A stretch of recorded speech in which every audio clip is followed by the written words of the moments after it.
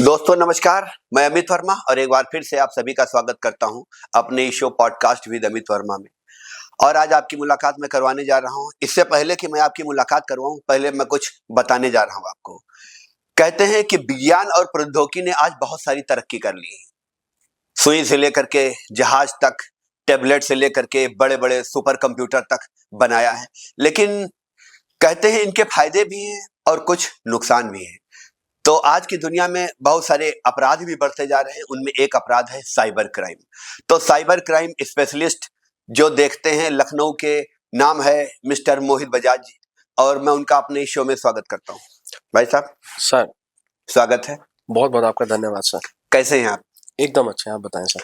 आपकी जो कहते हैं कि सबके ऊपर दाढ़ी वगैरह अच्छी नहीं लगती है ना, और लेकिन आपके ऊपर दाढ़ी अच्छी लग रही है सर और बाल भी आपने बढ़िया रखे हैं। सब मिले जुले हैं, black and white, black and white. और चूंकि आप वकील हैं तो आपका काम है तो ब्लैक को ब्लैक और व्हाइट को व्हाइट कर देना। क्या भैया? बिल्कुल सही बात है सर। नाम आपका मोहित बजाज है। मोहित बजाज। हिंदुस्तान का एक बड़ा फेमस नाम है राहुल बजाज, है ना भैया? वो बजाज ग्रुप के चेयरमैन। मतलब बड़े शान से कहते थे हम लोग मोहित बजाज, राहुल बजाज, मोहित, राजीव बजाज, कई भाई थे शायद वो। तो पहले मैं आपसे चर्चा करूंगा, बजाज कौन होते हैं? बजाज सर देखिए, बजाज वैसे तो देखा जाए तो एक विश्वास का नाम है। अच्छा, बिल्कुल सही। विश्वास का इसलिए नाम है क्योंकि एक सदी थी, एक बार था कि जब भारत में शादियां होती थी जी जी, तो लोग कहते थे साहब दहेज में बजाज का स्कूटर चाहिए। हमारा बजाज, हमारा बजाज। बिल्कुल तो वो बिल्कुल। हमारा बजाज एक विश्वास का नाम था। जी जी आजादी के बाद जी एक जगह से दूसरी जगह जाने के लिए जी, जो ट्रांसपोर्ट में सबसे ज्यादा इस्तेमाल होता था वो जी, बजाज का स्कूटर होता था। सत्य है। और चेतक का वो जमाना था जिसकी महीने 2 महीने 10-15 दिन वेटिंग नहीं बल्कि 2-2 3-3 साल की वेटिंग हुआ करती जी थी। जी जी जी तो वो एक जमाना था। और आप देखते हैं कि जैसे बजाज नाम है जी, ऐसे हम लोगों के काम भी है कि अगर मान लीजिए बजाज का बल्ब है तो वो ये नहीं देख रहा कि मुझे इसी जगह रोशनी करनी है, वो सत्य है, सबको सत्य रोशनी। सत्य है। पंखा हो तो पार्शलिटी चाहे नहीं कुछ हो। करता। बिल्कुल सही कहा आपने। बड़ा फेमस ये स्लोगन था, बुलंद भारत की बुलंद तस्वीर हमारा हमारा बजाज। बजाज। क्या जी सर। बात है, मजा आ गया। आज आपसे हम कुछ बातचीत करने जा रहे हैं क्योंकि आप साइबर क्राइम से संबंधित देखते हैं। बिल्कुल तो सर। पहले आप बताइए, साइबर क्राइम कितने प्रकार के होते हैं? कौन कौन से साइबर क्राइम की गतिविधि में आते हैं? सर देखिए, सबसे पहले तो साइबर अपराध, क्योंकि अब जैसे-जैसे डिजिटल इंडिया बढ़ रहा है, जी जी जी हम लोगों की जो ऑनलाइन ट्रांज़ैक्शंस है, जी उसमें हम लोगों ने सब जितनी भी कंट्रीज़ हैं, जी इवन चाइना को भी पछाड़ चुके हैं हम लोग। जी हम लोग पूरे यूनिवर्स में सबसे फर्स्ट लेवल पर हैं। जी जी जी और बात करें कि कोई भी ऐसा अपराध जिसमें कोई भी तकनीक, इंटरनेट, मोबाइल गैजेट आदि इस्तेमाल हुआ है, जी जी वो सभी के सभी साइबर अपराध की श्रेणियों में आएँगे। जी जी और रही बात, अगर बात करें तो जैसे-जैसे हम लोग की इस्तेमाल बढ़ते चले जा रहे हैं, जी जी वैसे-वैसे साइबर अपराध और उनकी जो ज़रूरतें हैं, उनकी समस्याएँ हैं, जी जी वो भी हमारे समक्ष आती चली जा रही हैं। जी जी, सत्य है। सबसे बड़ी अगर बात करें तो साइबर अपराध होता क्यों है? क्योंकि अगर देखें तो अगर अभी आपने इसी समय यहाँ पर पिज़्ज़ा को ऑर्डर करते हैं आप, जी जी तो पिज़्ज़ा आपके समक्ष आ जाएगा। जी जी मोबाइल पे में जो आपने अप्रत्यक्ष फ़ोटो कोई देखी कि मान लीजिए आपने देखा कोई टी-शर्ट है, कोई शर्ट है, कोई जी शूज़ है जी या कोई अपैरेल है, तो जी आपने देखा कि वो सिर्फ़ मोबाइल में सीमित है। जी आपने बिना पैसे दिए उसको सीओडी यानी कैश ऑन डिलीवरी पे ऑर्डर किया, जी आपके घर में वो चला आया, आपको जी लगा जी नहीं भाई जो मोबाइल दिखा रहा है, जी जी वो पूर्णतः सत्य है। जी वो जी पूर्णतः सत्य यानी ट्रुथ है।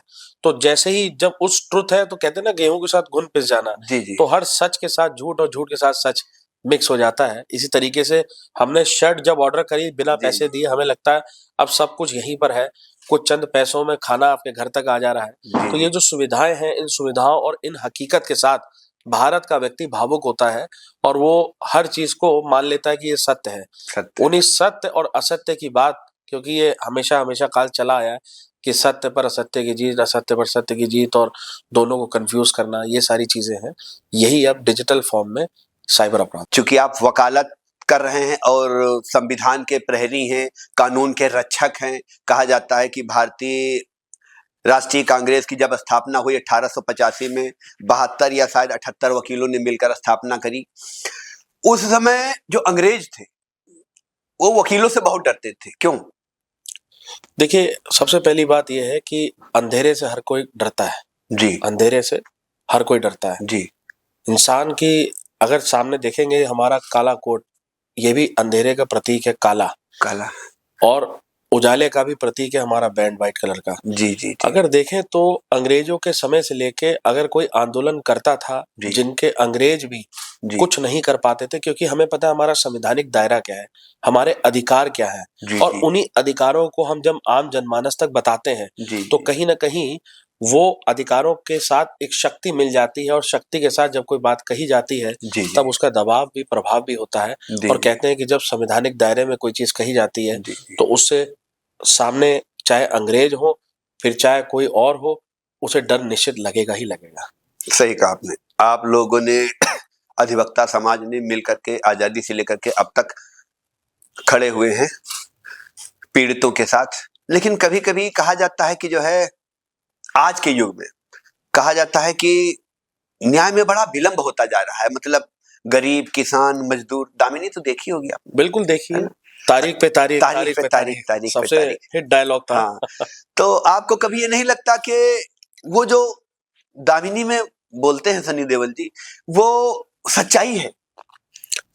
देखिए, इसकी दोनों पॉइंट्स हैं कि जी जब डाइस पर बैठे हुए जी जो जज साहब होते हैं, जी जज साहब के ऊपर आप प्रेशर देखें कितना ज्यादा है जी कि उनको एक ही दिन में कितने केस को लिस्ट करना है, कितने जी केसेस को सुनना है। जी जी उसके साथ साथ अगर आप बात करेंगे तो जो सबूतों का अभाव है जी और जो हमारे जो जुडिशियल फ्रेमवर्क है जी जी उसमें अभी भी कई सारी ऐसी समस्याएं हैं जिनकी मूलभूत सुविधाओं की आवश्यकता है। जैसे जैसे अगर आप बात करेंगे तो अभी जैसे हम लोगों ने ई कोर्ट प्रणाली का प्रारंभ किया। ई कोर्ट प्रणाली जी, आप ई कोर्ट मतलब प्रणाली। अधिवक्ता समाज ने प्रारंभ किया या सरकार ने? ये देखिए, एक तरीके से जब तक अधिवक्ता किसी चीज को पंच करेगा नहीं, जी सरकार तो किसी के बारे में सुनने वाली नहीं है। ऐसा आपको क्यों सरकार, लगता है कि सरकार आपकी नहीं सुनती है? ऐसा हमें इसलिए लगता है, देखिए कि अगर मान के चलिए जी आपने कहा कि भारत को आजादी दिलाने वाले हम जी लोग थे, जी तो जब हम लोगों ने मिलकर, हमारे समाज ने मिलकर आजादी जैसे एक बड़ी क्रांतिकारी विचारधाराओं के साथ जी भारत को एक उनके चरणों में ये अर्पित कर दिया, जी जी और प्रत्येक भारत का एक एक नागरिक के लिए सोचा, जी जी जैसे हमारे सैनिक होते हैं ऐसे हम लोगों ने भी सोचा। जी तो अगर आप देखें तो आज हम लोगों की क्या स्थिति है, स्थिति का मतलब ये नहीं कि हम हम लोग कहीं लोगों से की मतलब कमजोर हैं। अधिवक्ता समाज की। अधिवक्ता समाज की मैं बात कर रहा हूँ। जी अधिवक्ता समाज की अगर बात करें सर, तो जब आजाद हम हुए थे जी उस समय सबसे पहले देखा जाता था किसी को, तो देखा जाता था अधिवक्ता को, कि भाई साहब राष्ट्रपति किसे बनाना है, तो कहते डॉक्टर राजेंद्र प्रसाद जी, वो एक अधिवक्ता थे। देश के प्रथम नागरिक कौन होता था? एक सही अधिवक्ता बात। होते थे। जी देश जी के कानून मंत्री, क्या जिनको कानून का कुछ ना पता हो उन्हें कानून मंत्री बनने का किसी भी तरीके का अधिकार है? जी जिन्हें जी कानून में कुछ जानकारी ना हो, क्या उन्हें किसी प्रकार का कोई मंत्री पद लेना चाहिए? जी आप ये देखिए, यहाँ जरूरी नहीं है कि हम लोग किसी नेतृत्व पर सवाल उठा रहे हो या किसी व्यक्तिगत पार्टी विशेष को टारगेट कर रहे हो, लेकिन मैं कहना चाह रहा हूँ कि जब आजाद हम हुए तो डॉक्टर भीमराव अंबेडकर जैसे हम थे जो देश के कानून मंत्री हुआ करते थे। जी हम लोग बहुत, हमारे पास ताकत थी। और आज क्या हो रहा है कि आज अधिवक्ताओं को पूरे उत्तर प्रदेश के अंदर कोर्ट कचहरी रूम के अंदर मारपीट करने जैसी घटनाएं प्रदेश में, मैं जैसे उत्तर प्रदेश में मूलतः प्रैक्टिस ज्यादा करता हूँ, जी यूं तो साइबर अपराध ऐसा है कि पूरे भारत भर में हम लोग अपेयर होते हैं। जी और चेरथला यानी केरला, कर्नाटका के चिकमंगलुरु और बैंगलोर से लेके पूरे भारत के ए टू जेड जगह पर हम जाके अपेयर होते हैं। लेकिन अगर अगर व्यक्तिगत तौर पे बात करी जाए तो अगर हम देखें तो इसके साथ साथ कई ऐसी समस्याएं हैं जो एडवोकेट्स आज फेस कर रहे हैं, और उन एडवोकेट्स की इन समस्याओं के बारे में सरकार सुनना ही नहीं चाहती। अगर देखा जाए तो मैं उत्तर प्रदेश का आपको कुछ घटनाएं बता देता हूँ बीते कुछ बिल्कुल समय में। बताइए। उत्तर प्रदेश में एक दिन आता है कि बताया जाता है एक महिला एडवोकेट होती है मोहिनी तोमर। जी मोहिनी तोमर एक महिला एडवोकेट थी, कासगंज जनपद था। वो जैसे बेल में अपोज करती हैं, बेल में अपोज करने के बाद कोर्ट रूम से बाहर निकलती हैं और कचहरी के गेट तक जैसी पहुंचती हैं तो वहां पर उन्हें अगवा कर लिया जाता है, उनका शोषण किया जाता है और उनकी निर्मम हत्या ड्रेस में ही कर दी जाती है।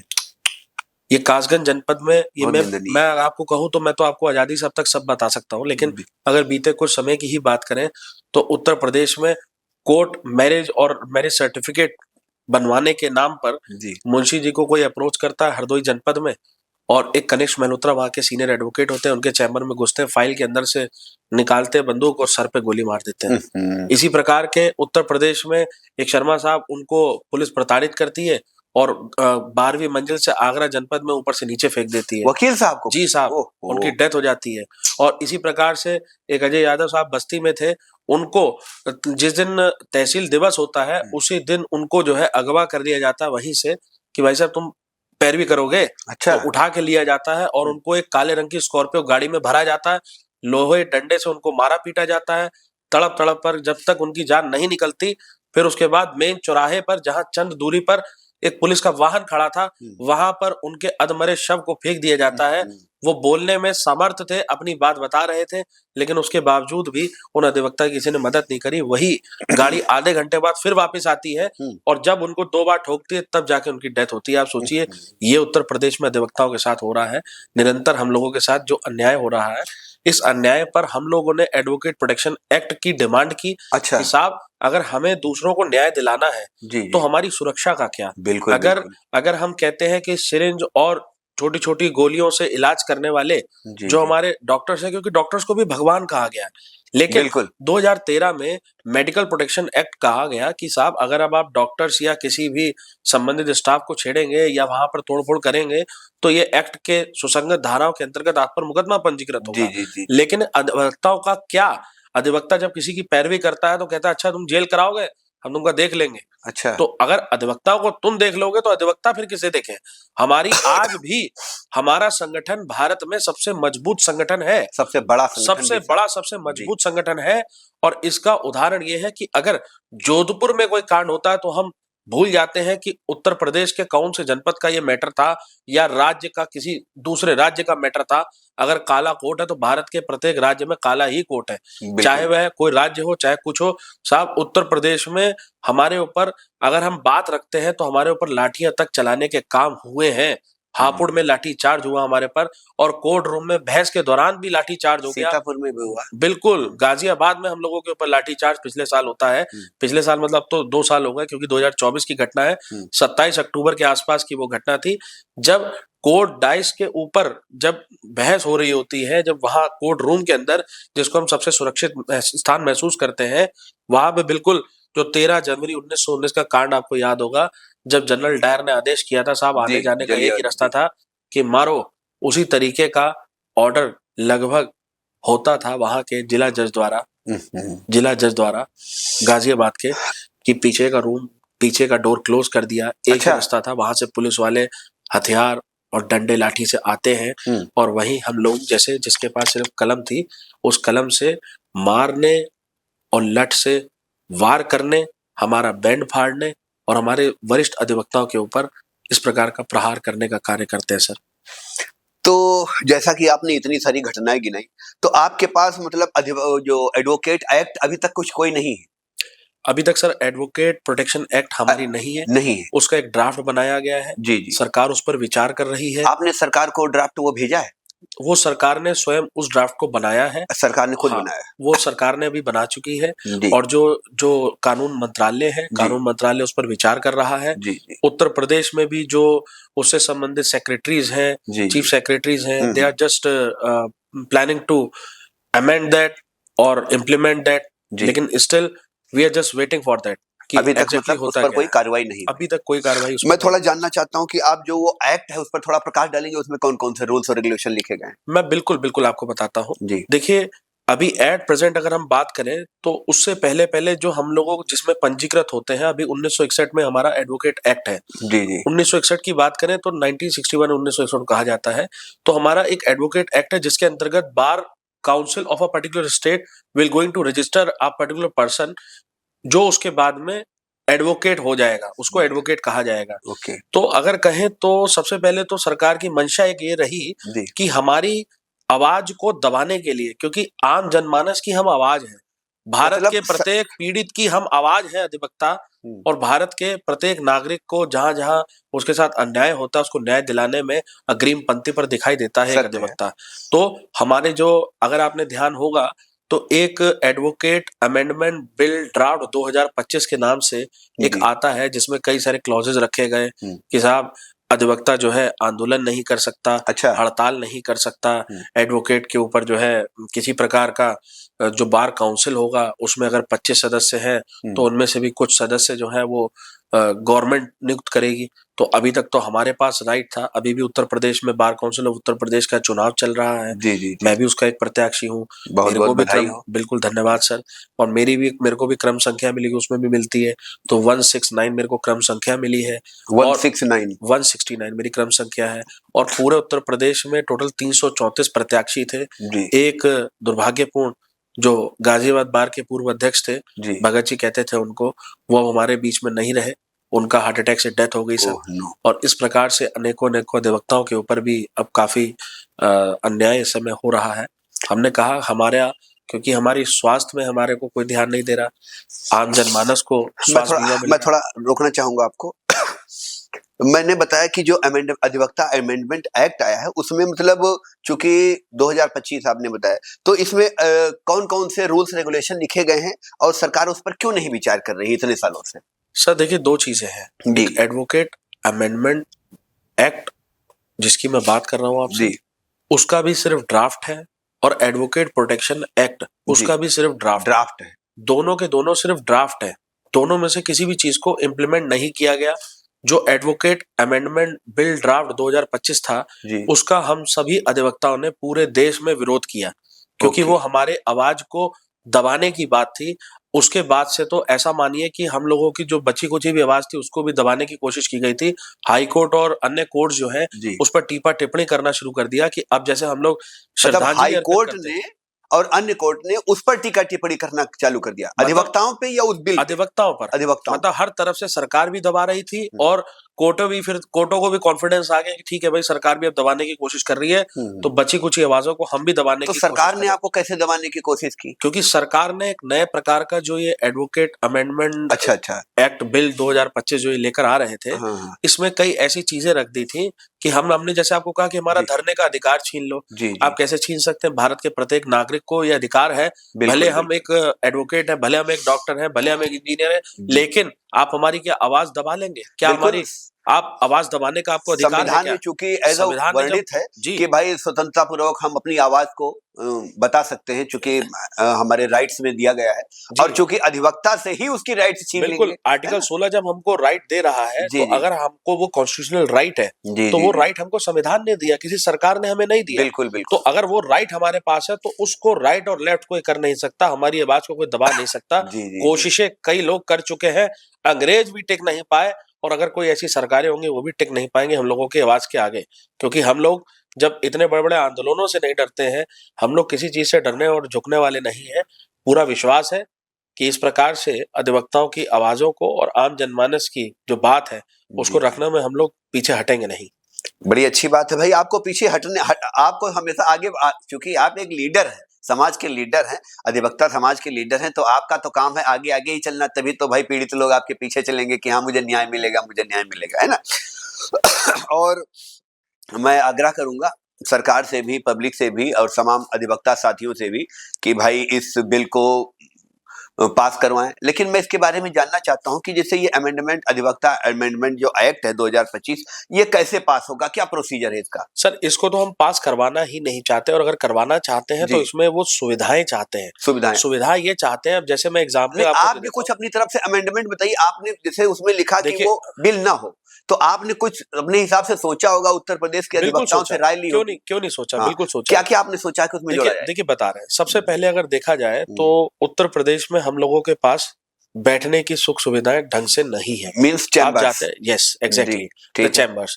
अगर जी आप देखें तो प्रदेश में चाहे तहसीलों में जाएंगे, चाहे जनपद के न्यायालयों में जाएंगे, जी जी तो वहां पर हमारे पास ढंग के चैम्बर्स नहीं है। चैम्बर्स अलॉटमेंट में हर प्रकार के खेल हो जाते हैं हमारे पास। अगर आप देखेंगे तो सिर्फ टीन के छप्पर पड़े होंगे, जी और जी उसी प्रकार से जो न्याय दूसरों को दिलवा रहा है, उसी का न्याय के साथ खिलवाड़ हो रहा है। तो हमारी जो सुख सुविधाओं की अगर बात करें, तो यूं तो हर गांव में जल और नल और कल और आज सबकी बात होती है, जी लेकिन क्या कोर्ट कंपाउंड के अंदर साफ पीने का पानी मौजूद है? किसी किसी बारों में बार एसोसिएशंस ने, हमने आपने मिलकर वहां पर सहयोग करके, बार एसोसिएशन के प्रत्येक अधिवक्ता ने अपना अपना चंदा जमा करके वहां पर पीने का पानी करा लिया। लेकिन क्या वह कोर्ट रूम और वह कोर्ट प्रांगण क्या हमारा है, या उसमें सरकार का भी हस्तक्षेप है? क्यों वहां पर पीने का पानी ढंग से नहीं है? क्यों वहां पर हमारी माताओं बहनों को जाने के लिए ढंग का शौचालय नहीं है? आप हम्म। देखिए आज अगर जो फ्रेश एडवोकेट्स होते हैं वो लोअर कोर्ट्स में जाने में डरते हैं। अगर हमारी बहनें बात करें तो हमारी जो फीमेल एडवोकेट्स है उनका रेशियो कंटिन्यूअसली कम हो रहा है, वो लोअर कोर्ट में जाने से डरती हैं। क्यों? क्योंकि वहां का जो आवा मंडल है, वहां का जो माहौल है वो उस प्रकार का नहीं है। ये सारी जिम्मेदारियां अगर देखी जाए तो सरकार की भी है, और उसके ज्यादा से ज्यादा देखा जाए तो जो स्टेट बार काउंसिल है जी जिसका गठन हुआ कि आप उनकी वेलफेयर पर काम करिए। जैसे कि मेडिकल काउंसिल होता है, वो जी मेडिकल में अपने अपने नियमावली, अपनी चीजें और उनके बेटरमेंट के लिए काम करता है, ऐसे ही बार काउंसिल है, और बार काउंसिल का गठन भी इसीलिए हुआ था कि हम कहीं ना कहीं एडवोकेट्स के बेटरमेंट का काम करें। अधिवक्ता लेकिन कल्याण के हाँ लिए काम जी, करेंगे। लेकिन हम आज भी वो आजादी के धर्रे पर मौजूद हैं। आज भी हम आजाद नहीं हो पाए वहां पर, कि आज भी हमको अगर कोई हमारा आईडी कार्ड खो जाता है तो पहले फॉर्म भरो, फिर जाओ, फिर देकर आओ, फिर आओ। बहुत परेशानी है कि बार काउंसिल का सिर्फ एक कार्यालय प्रयागराज में है। जी अगर आपको गाजियाबाद से आना तो भी वहीं आइए, लखनऊ से आना तो भी, प्रतापगढ़ से आना तो भी वहीं। मेरा अगला सवाल ये है, चूंकि आप उत्तर प्रदेश बार काउंसिल सदस्य का चुनाव लड़ रहे हैं, बिल्कुल शायद, है ना? बिल्कुल बिल्कुल आपकी क्रम संख्या 169 है, जो बिल्कुल कि सर। मुझे याद है। तो आप ये बताइए कि उत्तर प्रदेश बार काउंसिल जो है, ये इसका गठन कैसे हुआ, इसके क्या क्या रिस्पॉन्सिबिलिटीज होती हैं, ये क्या क्या वर्क करता है, इसके बारे में थोड़ा बताइए आप। देखिए, जो बार एसोसिएशंस है और बार काउंसिल है, जी ये आजादी से पहले की है। जी जी अगर देखें तो लखनऊ के अंदर भी जितनी बार एसोसिएशंस हैं, जी जी वो बहुत पुरानी बार एसोसिएशंस हैं, यानी जी आजादी के पहले की हैं। जी जी और अगर बात करें इनके फंक्शंस की, जी तो बार काउंसिल और बार एसोसिएशन दो चीजें होती हैं। जी बार काउंसिल जो होती है वो स्टेट में एक होती है, जी और बार एसोसिएशंस कई सारी हो सकती हैं। अच्छा जैसे मान लीजिए कोई अगर जनपद का कोई न्यायालय है, जी तो उसमें डिस्ट्रिक्ट का नाम के साथ बार एसोसिएशन जुड़ गया, जैसे bar association Badaun, bar association Lucknow, okay bar association Gautam Buddh Nagar, etcetera, इस अच्छा, ये तरीके से। उपभोक्ता भी, उपभोक्ता फोरम वगैरह बिल्कुल बिल्कुल, हाँ, ये सबकी है। सबकी इवन है। हाँ जी हाँ जी हाँ जी, जैसे यहाँ कैट की भी बार एसोसिएशन है, जी जी इनकम टैक्स बार एसोसिएशन है, अच्छा, फैमिली कोर्ट बार एसोसिएशन है, बहुत सारी बार ट्रिब्यूनल्स की बार एसोसिएशन। अच्छा एसोसिएशंस है। अच्छा तो बार एसोसिएशन मींस कि एक एक संगठन जो उन एडवोकेट, जो वहाँ प्रैक्टिशनर एडवोकेट्स हैं, जी उनकी समस्याओं पर, उन्हें मूलभूत सुविधाओं पर उन्हें पुनः विचार करना है। करना है। लेकिन अगर बार काउंसिल की बात करें तो bar council is a constitutional body, वो कॉन्स्टिट्यूशनल बॉडी है जी, जी कॉन्स्टिट्यूशनल बॉडी है। और इनकी जिम्मेदारी है कि वो पूरे स्टेट के एडवोकेट्स की वेलफेयर करें, उन बार एसोसिएशंस का भी ध्यान रखें। उत्तर प्रदेश, अगर मैं जैसे उत्तर प्रदेश की ही बात करूं, मैं उत्तर जी प्रदेश में हूं, तो उत्तर प्रदेश के प्रत्येक अधिवक्ता का दुख दर्द सुख समस्या सबके बारे में उन्हें पता हो। क्योंकि हम बोलते हैं अपनी भाषा में मातृ संस्था, यानी हमारी माँ। हम अपनी माँ से कहेंगे कि माँ मुझे पीने का पानी दे दो, माँ मुझे बैठने की जगह दे दो। तो ये सारी समस्याएं जो है, तो ये मेरा ये सवाल ये है कि जैसे बार काउंसिल का जो सदस्य है, उसके आपने बताया कि जो सदस्य और सदस्य ही चुन के एक अध्यक्ष का निर्माण करेंगे, है ना? जी तो इनके लिए फंडिंग कहाँ से आती है? देखिए, सबसे पहले तो अगर देखें जी तो हम लोगों के पास जो रेवेन्यू जनरेट होता है वो हमारे पंजीकरण से रेवेन्यू जनरेट होता है। यानी कि जो पंजीकरण नए एडवोकेट्स होते हैं जी वो अपना रजिस्ट्रेशन कराते हैं, जी वो जी रजिस्ट्रेशन हमारे पास बार काउंसिल का फंड बना हुआ है, उस जी बार काउंसिल के फंड में जाता है। उसके साथ साथ हमारे, जैसे मान लीजिए अभी सीओपी एक होता है, सर्टिफिकेट ऑफ प्रैक्टिस, जी तो सर्टिफिकेट ऑफ प्रैक्टिस प्राप्त करने के लिए, आईडी कार्ड्स के लिए, जी अन्य सुविधाओं के लिए जी पूरे स्टेट के एडवोकेट जो है वो उनको अमाउंट देते हैं, वही अमाउंट, और साथ में जो सरकारी और अन्य प्रकार से उनको जो फायदे मिलते हैं वो सभी बार काउंसिल के पास जमा होता है, और उन्हीं से वो वेलफेयर पूरे स्टेट में करते हैं। करते हैं। सरकार लगभग कितना फंडिंग करती है? देखिए, ये डिपेंड करता है, जी हमारे ऊपर डिपेंड करता है। हम अगर अपनी दर्द बताएंगे नहीं जी तो पता कैसे चलेगा कि इनको इतनी ज्यादा जरूरत है। अच्छा हम यूं तो बड़े बड़े मंचों से कहते हैं कि जी साहब हमें चैम्बर दे दो, जी लेकिन उस चैम्बर के लिए कितने आंदोलन हुए आज तक? हम कहते तो हैं कि साहब मेडिकल क्लेम दे दो, जी लेकिन उस मेडिकल क्लेम के लिए कितने आंदोलन हुए आज तक? हम कहते तो हैं साहब कचहरी जाने के लिए जी हमारे साथ समस्याएं हैं। जी हमको क्या नाम है, अभी एक महिला अधिवक्ता थी, जी वो इधर सिविल कोर्ट प्रांगण की बहुखंडी से तीसरी मंजिल से नीचे कूद गई। ओहो, ऐसा वो क्यों हुआ? उनका उनका पारिवारिक कुछ विवाद था, अच्छा तो अच्छा उनका अच्छा कहना ये था कि साहब हमको मतलब न्याय नहीं मिल रहा, हो सकता है थोड़ा साइकोलॉजिकल भी प्रेशर उनको हो। अच्छा अच्छा तो फिलहाल उनमें मैं टीमा टिप्पणी नहीं करना चाहता, इतनी सी बात थी कि जी जब वो नीचे जमीन पर पड़ी तड़प रही थी, अंतिम सांस ले रही थी, तब वहां पर एम्बुलेंस को पहुंचने में विलंब हो गया, देरी हो गई, जिस कारणवश उनकी मृत्यु हो गई। इस प्रकार से उत्तर प्रदेश के कई कोर्टों में समय पर एम्बुलेंस ना पहुंचने से हमारे एडवोकेट्स जीवित नहीं रहे हमारे बीच में, वो हमेशा हमेशा के लिए हमको छोड़कर चले गए।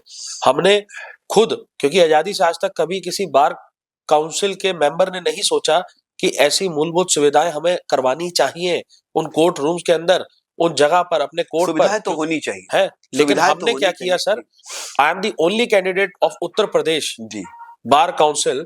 मैंने अपने निजी वकालत के खर्चे से एम्बुलेंस आहवन की और उस एम्बुलेंस को एडवोकेट्स के लिए हमने पूरे उत्तर प्रदेश में हम लोग ब्लड डोनेशन से लेके उन एडवोकेट्स के लिए हम खड़े रहे सर। बहुत बहुत ये काम हमने किया एक मेंबर बनकर नहीं, बल्कि एक कैंडिडेट बनकर, यानी कि एक प्रत्याशी बनकर वो जी सारे कामों को हमने किया जो हमारे मन में विचार थे। बहुत सराहनीय कार्य रहा आपका जो और सर आपने ये कदम उठाया। जी सर, और ऐसे ही जैसे स्वच्छता के लिए हमने फिर एक वाहन को मतलब किसी तरीके से लिया, क्योंकि इस बार तो फंड की भी कमी थी, बार काउंसिल के पास तो है, हम लोग तो जी जी किसी तरीके से लेके ईएमआई पर हमने काम किया। जी लेकिन फिलहाल वो मन में भाव था, तो चाहे कहते हैं ना कि चाहे उधार लो, चाहे नगद लो, चाहे कैसे लो, लेकिन अगर मन में भाव होंगे तो आप जी सेवा भाव से चीजों को ले आएंगे। जी जी तो हमने एक सरोजनी नगर तहसील लखनऊ थी, तो जी वहां से हमने हनुमान जी का आशीर्वाद लेकर एक नया वाहन को वहां लॉन्च किया, स्वच्छता वाहन को। अच्छा और अच्छा प्रदेश में जहां जहां कोर्ट कचहरियों में गंदगी दिखाई दी, वहां पर स्वच्छता का काम हमने किया।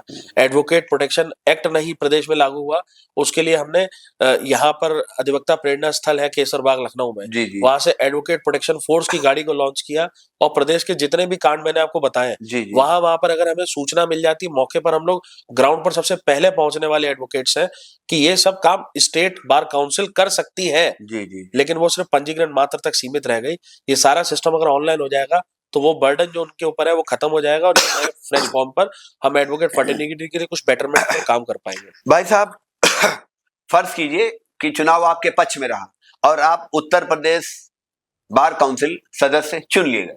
अब बताइए इस जनता को या इस अधिवक्ता समाज को अब आप इनके लिए क्या क्या करेंगे, क्योंकि आप पहले ही कह चुके हैं कि जो आपकी वो काउंसिल है वो सुस्त पड़ी है ना भैया, आप क्या करेंगे?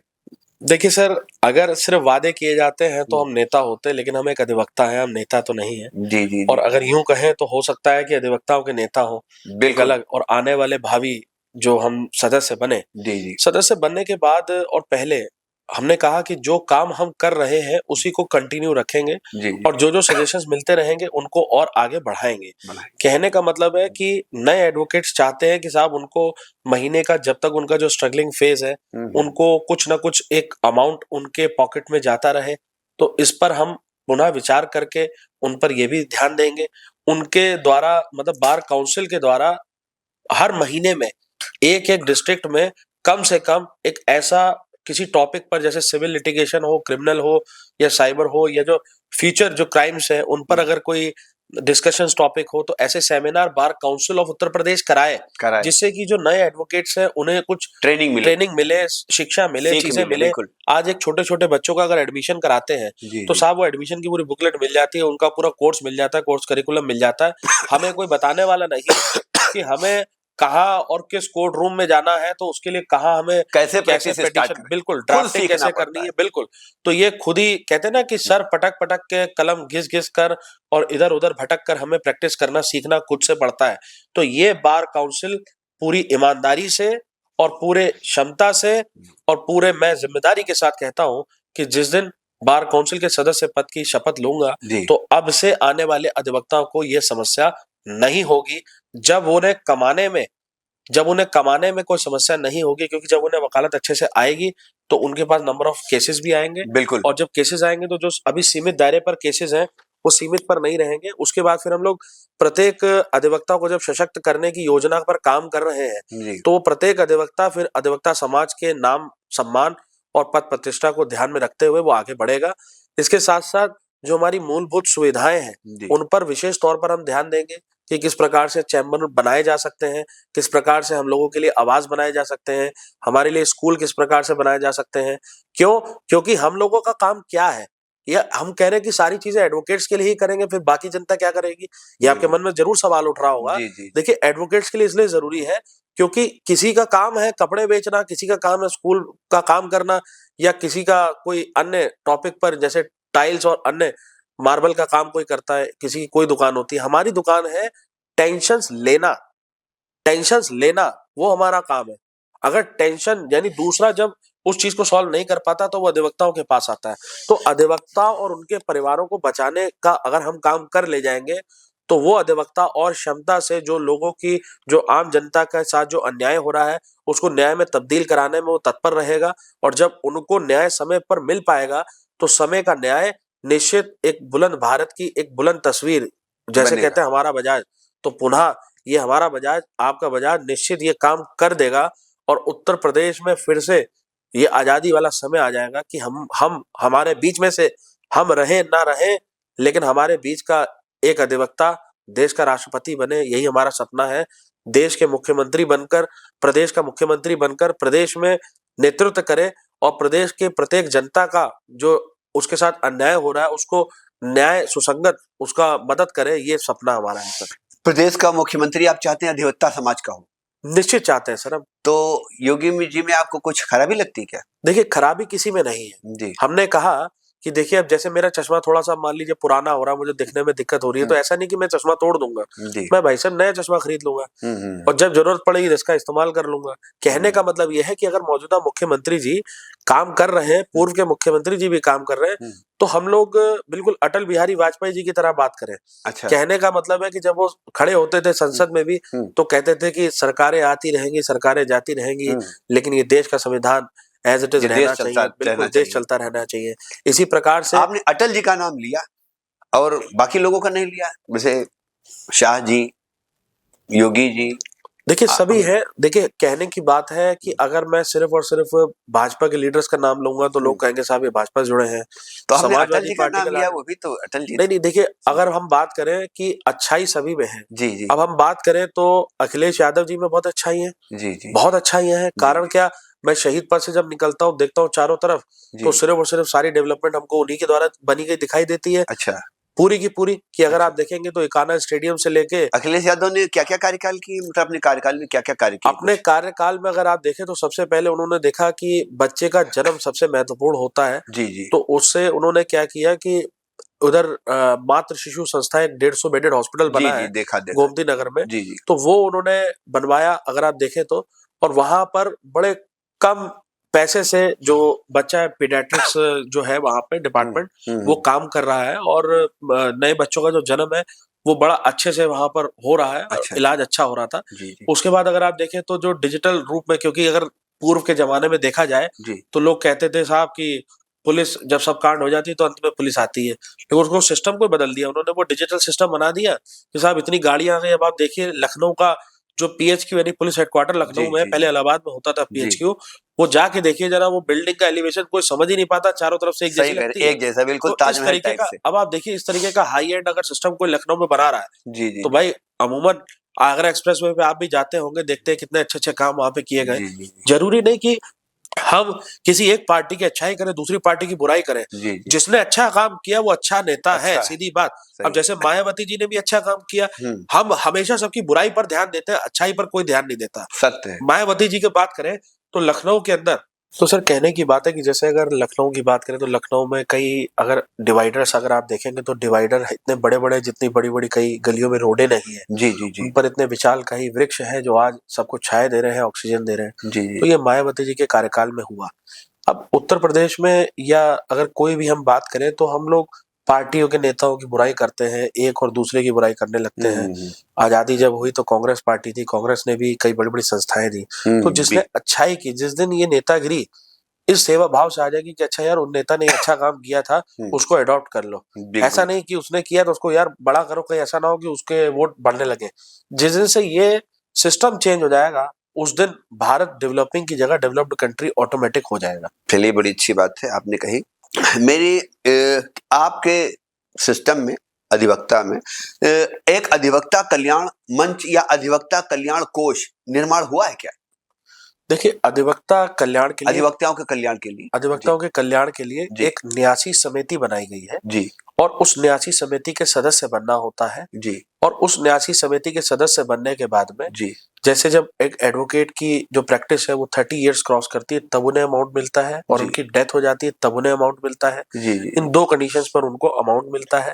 लेकिन कहते हैं कि जो भी योजनाएं एडवोकेट्स के लिए आ रही हैं जी उनको अंतिम अधिवक्ता तक प्रॉपर तरीके की जानकारी उनको नहीं है, जी और ऐसी कोई भी योजनाएं जो नई नई योजनाओं की आने की आवश्यकता है जी वो भी हमारे एडवोकेट्स फर्टिनिटी के लिए नहीं आ रही है, क्योंकि हम लोग उसकी ज्यादा डिमांड करते ही नहीं, हम अपने अपने निजी स्वार्थों में लगे रहते हैं। तो इसीलिए जो टीम 25 का नेतृत्व है जी इस बार, वो 2026 में, क्योंकि हम्म, 26 साल जरूर है, चुनने में मात्र 25 सदस्य हैं। इन जी 25 सदस्यों में अगर हम भी किसी भी नंबर पर होंगे जी तो जी इतना जरूर विश्वास प्रत्येक अधिवक्ता को दिलाते हैं कि हम सिर्फ प्रत्याशी रहकर अगर आपके साथ खड़े रहे, पूरे प्रदेश की हर घटना पर हम मौजूदा स्थिति में साथ रहे, तो यकीन करिए कि एक सदस्य बनने के बाद भी हम अधिवक्ता के मान सम्मान के लिए हर प्रकार की लड़ाई में अग्रिम पंक्ति। बहुत अच्छी बात कही आपने। मैं यकीन दिलाता हूँ और लोगों से रिक्वेस्ट भी करता हूँ, सारे अधिवक्ता समाज से, कि वो आपकी बातें सुने और ज़्यादा से ज़्यादा वोट करें, वरीयता में आपको लाएं। जैसा कि आपने कहा कि अधिवक्ता एक समाज बहुत बड़ा समाज है। एक हमारे देश में एक किसान समाज भी है, जो किसान है, बहुत सारा किसान है हिंदुस्तान का। कभी आपने मतलब किसान के बारे में कभी सोचा कि किसान किस टाइप की, जो इस टाइप की छोटे-छोटे लड़ाई झगड़े होते रहते हैं, तो इसमें उनके बारे में आत्महत्याएँ कर रहे हैं किसान। मतलब अधिवक्ता समाज सिर्फ़ अधिवक्ताओं के बारे में सोचता है या इस देश के किसान, मज़दूर, इन लोगों के बारे में भी सोचता है? देखिए, अधिवक्ता अकेला ऐसा समाज है जो सभी के बारे में सोचता है। जी, अगर मैं अपनी बात करूँ तो मेरा नाम मोहित बजाज एडवोकेट है, जी। और हम ही एक ऐसे हैं जो बजाज चीनी मिल, यानी कि कहने का मतलब आधे लोग समझते हैं कि साहब आप ही की है क्या? जी, तो जी, जी। बजाज चीनी मिल एक देवी पाटन मंडल में पड़ती है, तो गोंडा में वहाँ पर अग्रिम पंक्ति पर हम दिखाई दिए। अच्छा, अवध केसरी सेना के बैनर तले वहाँ पर हम लोग अच्छा, ग्राउंड पर रहकर अच्छा। हम लोगों ने वहाँ पर जो किसानों की बात है जी, उसको सिर्फ रखा ही नहीं, बल्कि उनके आंदोलन में जो उनका गन्ना भुगतान नहीं हो रहा था जी, जी, वहाँ आंदोलन भी किया, और उसके बाद में जहाँ जरूरत पड़ेगी, यानी मंच से लेके सड़क तक, जी, जी, डाई से लेके एक एक प्रदेश के कोने तक, जी। हम अधिवक्ता हर किसान, मजदूर, आम जनमानस सबके लिए खड़े रहे सर। लखनऊ के अंदर क्राइम नंबर 0005/24, जहां पर 14 जनवरी की सुबह एक लाश मिलती है, हुँ, एक मजदूर की जो ई रिक्शा और ठेला लगाता था। जी, वो मजदूर की जो लाश, उसके बेटे की लाश थी, वो मिलती है कैंट लखनऊ के अंदर रेलवे ट्रैक पर, जी। और कई महीनों तक जो मुख्य आरोपी हैं वो पकड़े नहीं जाते। हुँ, पुलिस बहुत कोशिश करती है, सीसीटीवीज़ गायब हो चुके थे। हुँ, जनवरी की 14-13 की रात को ये घटना होती थी किसी समय, उस समय का क्लैरिफाई नहीं हो पाया था, बाद में वो क्लियर हो पाया था। जी, और जब ये इनको पता चलता है तो 20 जनवरी की एफआईआर दर्ज हुई थी कैंट में, और जनवरी से लेके अगस्त बीत चुका था, अब तक किसी ने भी आरोपी की शिनाख्त नहीं की, हुँ, और एफआईआर कंटेंट में भी कहीं पर भी ऐसा लिखा नहीं था। हुँ, अब तक सब सबूत मिट चुके थे, ऊपर से नीचे तक कुछ भी मौजूद ही नहीं था, ना जी। आई विटनेस, ना सीसीटीवी, ना कोई अदर देन सबूत। हुँ। तो जब ये केस हमारे पास आया तो साहब 2650 रुपए लेकर एक साइकिल से मेरे चैम्बर पर एक मजदूर आता है, साहब मेरे बेटे को बचा लो। हुँ, तो हमने कहा बेटे को बचा लो, जब देखा तो बेटा तो था ही नहीं, बेटे की तो डेथ हो चुकी थी कई महीने पहले, हुँ, क्योंकि ये 8वां महीना चल रहा था, हुँ, अभी जनवरी में हुआ था। तो जब उन्होंने कहा, तो बीच में क्योंकि अगस्त में, जब मुझे याद है अच्छे से कि 3 या 4 अगस्त की बात थी, फिर 15 अगस्त के भी कुछ कार्यक्रमों में हम व्यस्त थे, हुँ, कि आने वाला था तो कुछ कार्यक्रम करने थे वहां पे। तो उसमें 2650 रुपए की फीस लेकर उस मजदूर का साथ हमने दिया, हुँ, और उसके बाद अगर आपको याद होगा कि 1012 रविंद्र पाल सिंह लखनऊ के ट्रैफिक पुलिस इंस्पेक्टर थे, जी, जो सब कांस्टेबल वहां पे थे शायद, हाँ हेड कांस्टेबल थे वो, हुँ, ट्रैफिक के हेड कांस्टेबल थे। तो रविंद्र पाल सिंह उनका नाम था, वही इन्वॉल्व थे उसकी हत्या में, हुँ, उसी ने मारा। अच्छा, जी। और ये हमने अपने जो साइबर फोरेंसिक जो मैं करता हूँ, हुँ, उसके माध्यम से जो जो 8 महीने की पुलिस की गुत्थी थी जो नहीं सॉल्व हो पाई, जी, उसको हमने चंद दिनों में सॉल्व किया, और 29 अगस्त 2024 को हमने इस चीज़ को क्रैक किया। 30 अगस्त से उसको जेल भेज दिया, और एक नॉर्मल सिर्फ एक स्क्रीनशॉट हमें प्राप्त हुआ था, हुँ, जिसमें एनोनिमस 3012 करके कोई एक यूजर आईडी थी, जिसपे हाय मिला था। सिर्फ एक स्क्रीनशॉट के बेसिस पर उनको जेल भेज दिया गया। वहीं से पूरा ये जो क्राइम है, जो जी, सीन, ये पूरा का पूरा क्रैक हो पाया, अन्यथा अच्छा, कोई सबूत था ही नहीं। तो आप समझिए कि हुँ, ये लेटेस्ट ट्रेंड्स में, ये साइबर अपराध के युग में जी, जी, जरूरी नहीं है, क्योंकि साइबर अपराध ऐसे तो क्रिमिनल का सब पार्ट है, लेकिन क्रिमिनल एक तरफ रह गया, साइबर के एक स्क्रीनशॉट ने इतना बड़े केस को सॉल्व करके दे दिया सर। आप ये समझिए, ऐसे प्रदेश में और देश में अनेकों जी अनेकों लैंडमार्क जजमेंट्स, अनेकों जी जी अनेकों जी केसेस को हमने हमारी टीम ने पूर्ण रूप से सॉल्व किया, और एडवोकेट्स और भारत के प्रत्येक नागरिक के लिए हम लोग खड़े रहे सर। बहुत अच्छी बात है, बहुत सराहनीय कार्य किया आपने। आज भी कहते हैं, कार्ल मार्क्स जी ने कहा था कि शोषण और अत्याचार हर युग में था, हर युग में है और हर युग में रहेगा। आज भी उत्तर प्रदेश के अनेक जनपदों में आप लोग देखते होंगे कि मीडिया का दौर है, और आज अमेरिका में क्या हुआ, वेनेजुएला पे कब्जा कर लिया या किसी चीन ने उस पे कब्जा कर लिया, जो भी घटना है, चूंकि मीडिया के माध्यम से आप खबरें तुरंत तक पहुंचती हैं। बहुत ही उत्तर प्रदेश में माइनॉरिटीज, ओबीसी, एससी, एसटी आज आज भी लड़ाई हो जा रही है, किसी से कुछ दंगा हो गया, मारपीट हो जाती है, उनकी एफआईआर वगैरह नहीं लिखी जाती। सोशल मीडिया के माध्यम से आपने देखा होगा, कोई गाड़ी में किसी को मार रहा है, किसी बच्चे को, किसी घर में छेड़खानी हो रही। तो इन जैसे सुप्रीम कोर्ट है या हाई कोर्ट, सुप्रीम कोर्ट को स्वतः संज्ञान लेने का अधिकार है क्या? बिल्कुल, सुमोटो कहते हैं उसको। सुमोटो। तो क्या जैसे आप एज अधिवक्ता होते हुए, क्या आप भी ऐसी चीजों का स्वतः संज्ञान लेकर के कभी आपने ऐसे कोई कार्य किए?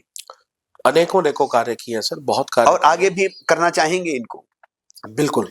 जी जैसे हम आपको बताएं कि उत्तर प्रदेश में हम एडवोकेट प्रोटेक्शन फोर्स की गाड़ी को लॉन्च कर रखा है। जी जी वो एडवोकेट प्रोटेक्शन फोर्स की गाड़ी, जी क्योंकि मूलतः हम लोग फोकस एडवोकेट फर्टिलिटी पे ज्यादा कर रहे हैं, जी लेकिन मैंने बताया कि सिर्फ वहीं तक सीमित नहीं है। जी अभी मैं अन्य उदाहरण आपको दे चुका हूँ उसके जी बीच। जी अब सर, जैसे मान लीजिए रायबरेली जनपद का मैटर था, तो रायबरेली जनपद में एक निरंजन पाल वहां पे एक एडवोकेट थे। जी निरंजन पाल जी की बेटी को अगवा कर लिया जाता है, और कहा जाता है कि आपकी बेटी के शव को हम, वहां साई नदी बहती है, कि अगले दिन सुबह आपकी बेटी का शव साई नदी में मिलेगा।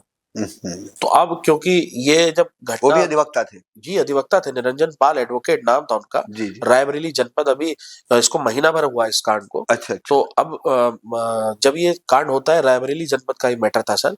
तो जब ये होता है तो वहां पर भी हमको जानकारी मिलती है। शाम में हम भी कोट सूट पहन के जाके तैयार होके जाने वाले थे, एक पार्टी यहाँ लखनऊ में हमारी किसी बहन की शादी थी, यहाँ किसी अधिवक्ता की बहन की, तो जी वहां पे हमें, बिटिया की, तो वहां हमें जाना था। तो हमने जैसी ही जानकारी मिली, हम तुरंत यहाँ से रायबरेली के लिए मूव करते हैं। पता चलता है कि उस बेटी के पास ना मोबाइल है। जो इन्फॉर्मेशन आती है वो इंस्टाग्राम के मैसेंजर पर आती है। इंस्टाग्राम से जो ये इन्फॉर्मेशन इनको आती है, हम उस इन्फॉर्मेशन तक पहुंचते हैं, आईएसपी यानी इंटरनेट सर्विस प्रोवाइडर का पता लगाते हैं, और उस बिटिया को उसी समय यानी 24 घंटे के कम भीतर के समय में पुलिस प्रशासन को मदद करके ढूंढ कर लाके दे देते हैं। अच्छा, ये रात को लगभग 2-2:30 बजे तक बेला टिकरी गांव है वहां पे रायबरेली में, वहां पर हम, हमारी टीम पूरी सुरक्षा के साथ उनके घर में तैनात होती है। अच्छा, इस प्रकार के प्रदेश के कोई भी मैटर, कोई भी चीजें रहती है सर, हम लोग ग्राउंड पर सबसे पहले रहते हैं। चलिए, तो मेरा बस आपसे यही गुजारिश है मेरी, कि आप भेदभाव ना करते हुए, चूंकि जैसे भेदभाव भी हर जगह होते हैं, पता लगा थाना अध्यक्ष या कोतवाल या एसपी अदर कास्ट या अदर धर्म के हैं, तो पता लगा ओबीसी, एससी, एसटी या माइनॉरिटीज का है, तो हो सकता है एफआईआर ना लिखी जाती हो। ऐसा आपने देखा अक्सर होता रहता है। चूंकि आप चूंकि दिन भर यही करते हैं, तो मुझे लगता है कि आपको बिल्कुल जानकारी होगी। जैसे एक चीज आपने बताई कि जैसे जो न्यू एडवोकेट्स जो तैयार हो रहे हैं, नई पीढ़ी के लोग, उनके ट्रेनिंग के लिए जैसे आपने कचहरी में, कोर्ट में एक ऐसा चैम्बर बना दिया जाए कि जो नए एडवोकेट्स हैं वो आए तो पहले एक टोल फ्री नंबर वहां पे जारी किया जाए, ताकि भैया आपका ये, उनको वो सारी सूचना आपको दे दें। अगर वहां पर कोई बैठा तो बात हो, और अपनी स्लिप ले जा करके दे दें कि मेरा नया रजिस्ट्रेशन है, तो उनको वहां पर चैम्बर में, मतलब वो जनरल हो कि वहां कोई भी नया अधिवक्ता बिना भेदभाव के, आप वहां पर एज अ बार काउंसिल चूंकि सदस्य बन रहे हैं, तो ये आपने बना दिया चैम्बर। उसमें 10-20 प्रदेश का कोई भी, चाहे हाई कोर्ट में आए, चाहे या लोअर कोर्ट में जाए, कि वह भैया नया है यहाँ पर, ये इसमें उसने आया, अपना प्रमाण पत्र लगाया, आपके साथ चैम्बर में बैठ करके एज अ ट्रेनर। बाद में भले हो उसको नहीं समझ में आ रहा है कि हाँ 4-6 साल ट्रेनिंग हो गई, कि आपने कभी बिजली विभाग से कनेक्शन लिया है? बिल्कुल लिया है, अब तो झटपट बोलते हैं उसके पोर्टल को। अच्छा, आप झटपट बोलते हैं, लेकिन पहले क्या होता था, बिजली विभाग में ये पता ही नहीं होता था कि हमको फॉर्म कहाँ से मिलेगा। फॉर्म मिल भी गया तो बिल्कुल भर के जमा कहाँ करना है, जमा भी कर दिया तो ये नहीं पता था कि हमको ये पैसा कहाँ देना है। उसके बाद आप 10-20 दिन 50 दिन जब चक्कर लगाते लगाते थक जाओगे, तब जब आप परेशान हो जाओगे, तो जब वहां पर हल्ला मचाओगे, तब वो होता था, अरे अरे आपने मुझसे क्यों नहीं बताया, ये भी कनेक्शन नहीं जाता, लाइए 2,000 इनको दीजिए, 4,000 इनको दीजिए, अरे इतने में नहीं हुआ, 10,000 पीछे से दीजिए, तब जाके कनेक्ट होता था कनेक्शन। आपने झेला होगा, बिल्कुल बिल्कुल वो है ना? बिल्कुल होता था। हाँ, होता था।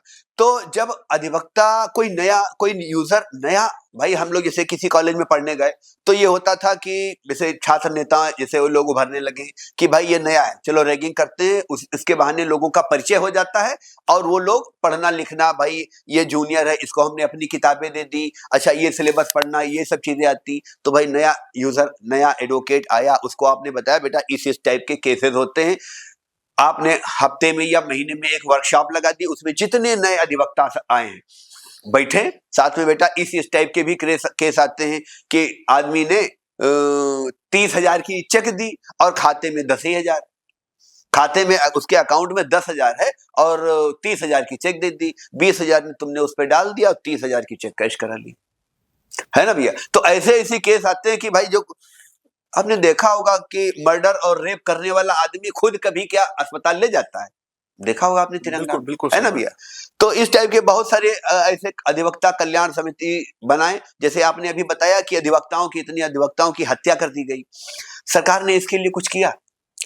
सरकार ने इसके लिए एक ट्वीट तक नहीं किया, एक ट्वीट तक नहीं किया, एक ट्वीट तक नहीं किया। अगर सड़क की कोई दुर्घटना हुई जी तो अगले चंद मिनट में उत्तर प्रदेश से लेके दिल्ली तक में ट्वीट हुए हैं जी कि यहाँ सड़क दुर्घटना हो गई, जी। लेकिन इतना दुर्भाग्यपूर्ण है कि इतनी बड़ी बड़ी चीजें हैं, एक ट्वीट हमने नहीं देखा कि फली जगह पर इन अधिवक्ता के साथ यह अन्याय हुआ है। लाठीचार्ज तक जैसी घटनाओं पर जी जी एक ट्वीट नहीं है।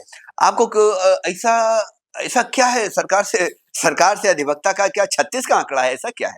देखिए 36 का आंकड़ा नहीं है, कहते हैं कि जो मजबूत होता है डर उसी से लगता है। जी हमारा संगठन सबसे ज्यादा मजबूत संगठन जी है। जी जी हमने आपको बताया कि जैसे अंग्रेज बहुत मजबूत हुआ करते थे, जी लेकिन उन मजबूतियों को भी जो क्रांतिकारी हैं उन्होंने लोहे के चने दबा दिए, जी चबवा दिए पूरे पूरे। जी तो जी इसी जी प्रकार से अगर हम लोग भी बात करें तो अधिवक्ताओं में वो ताकत है, और जी सरकारों को पता है कि पता है। अगर अगर इन लोगों की ताकत को रोका नहीं गया, अच्छा हमें वन बार वन वोट से बांटा नहीं गया, जी हमारे ऊपर और ज्यादा अंकुश लगाए नहीं गए, हम्म हमारी जो बार काउंसिल है उन्हें और कमजोर किया नहीं गया, तो ये आम जनमानस की आवाज बन जाएंगे, और ये 25 पूरे उत्तर प्रदेश में सरकार की नाक में दम कर देंगे। और ये जो कॉन्स्टिट्यूशनल बॉडी है, जी इस कॉन्स्टिट्यूशनल बॉडी की जो ताकत है, इस ताकत को अगर सही तरीके से इस्तेमाल कर लिया जाए तो हम उत्तर प्रदेश में बहुत कुछ बेटरमेंट कर सकते हैं।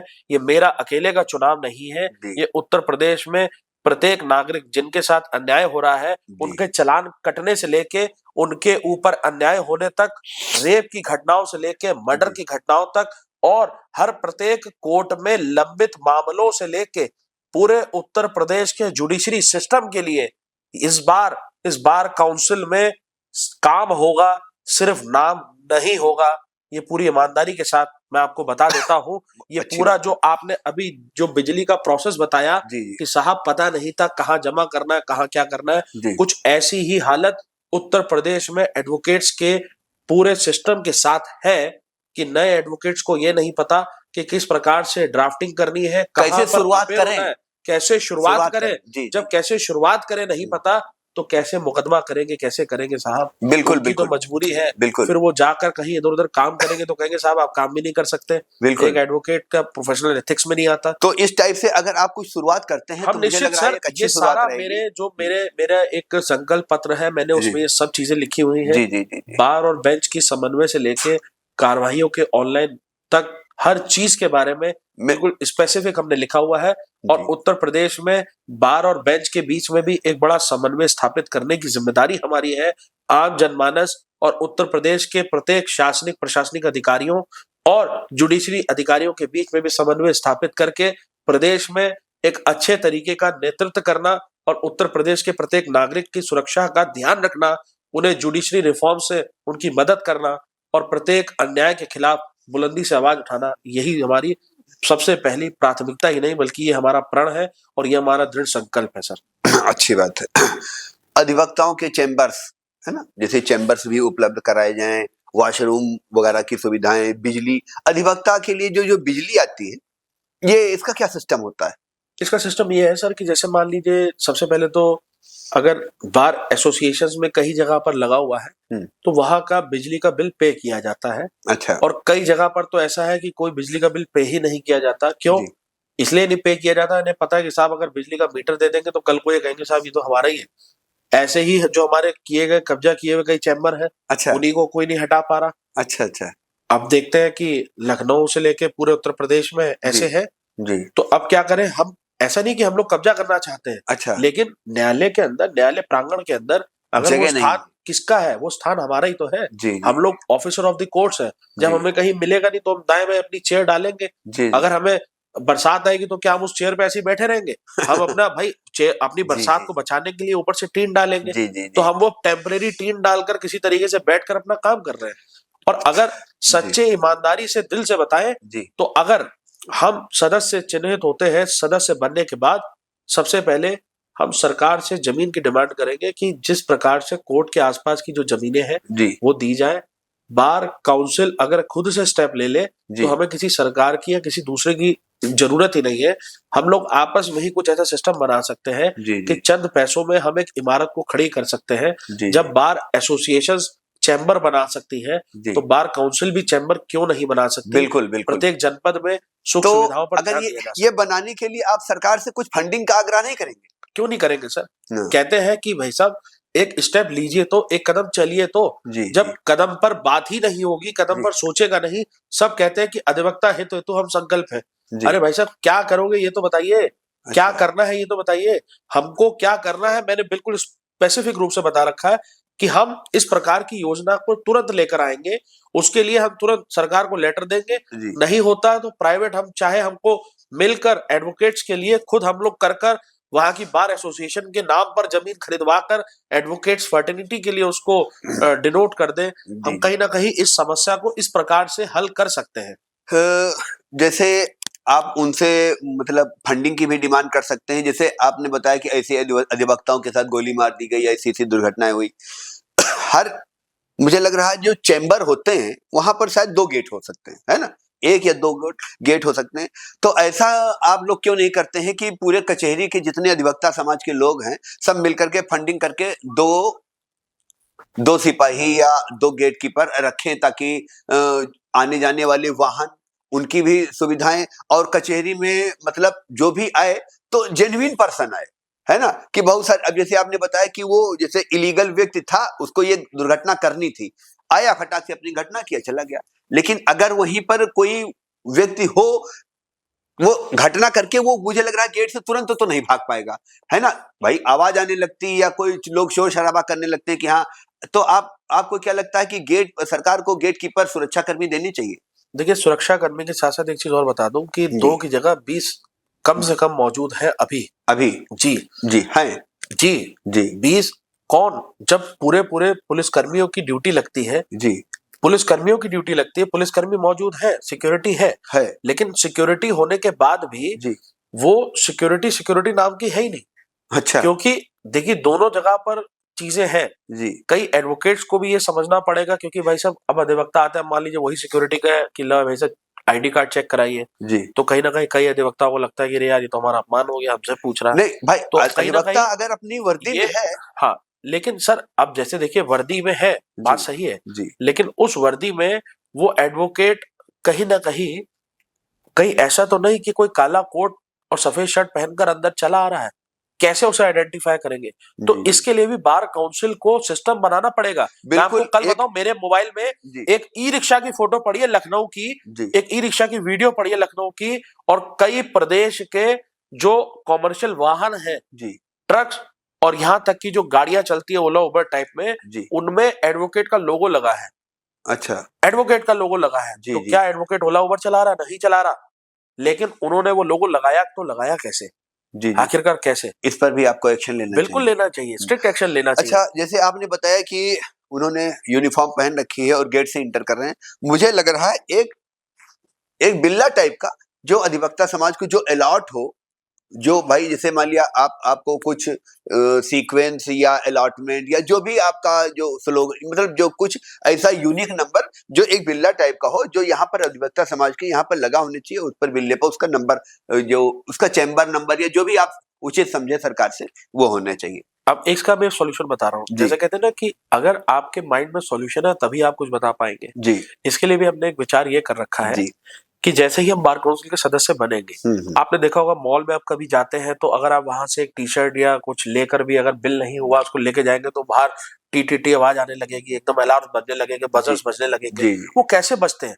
वो बजते हैं RFID से, रेडियो फ्रिक्वेंसी आइडेंटिफिकेशन कहते हैं उसको। जी जी तो जैसे अभी आपने कहा बिल्ला, उसी बिल्ले में अगर RFID टैग लगा होगा जी जी तो जो भी एडवोकेट आ रहा है, जो जिन्होंने वो अंदर, जो जिसने फर्जी बनाया वो वहीं से बीप कर जाएगा। जी जी कहने का मतलब है हमें टेक्नोलॉजी की अब जरूरत है। जरूरत है। अगर हम टेक्नोलॉजी से नहीं चलेंगे जी जी तो जी यकीन करिए कि कहीं ना कहीं ये आने वाला AI हम जी लोगों का जो पेशा है उसको भी कमजोर करना शुरू कर देगा। और ये सारी चीजों को हमको समन्वय रखना चाहिए। समन्वय के साथ एक ऐसा गठजोड़ बनाना है जो एडवोकेट्स के वेलफेयर में भी हो और आम जनमानस के फायदे में भी हो। बिल्कुल। भाई साहब, अब हम लोग थोड़ा साइबर क्राइम पे आते हैं। साइबर क्राइम आप देख रहे हैं, अजब गजब टाइप के अपराध होते जा रहे हैं कि लोग मतलब फ्रॉड करके कि उनके अकाउंट में पैसा चला गया, या भैया पिन भेजिए, ये बैंक से कॉल आया है, या आपको कोई गिफ्ट मिला है, आप 10,000 जमा कीजिए, 20,000 जमा कीजिए, आपको गिफ्ट मिलेगा, या आपको यहाँ का टूर पैकेज दे रहे हैं।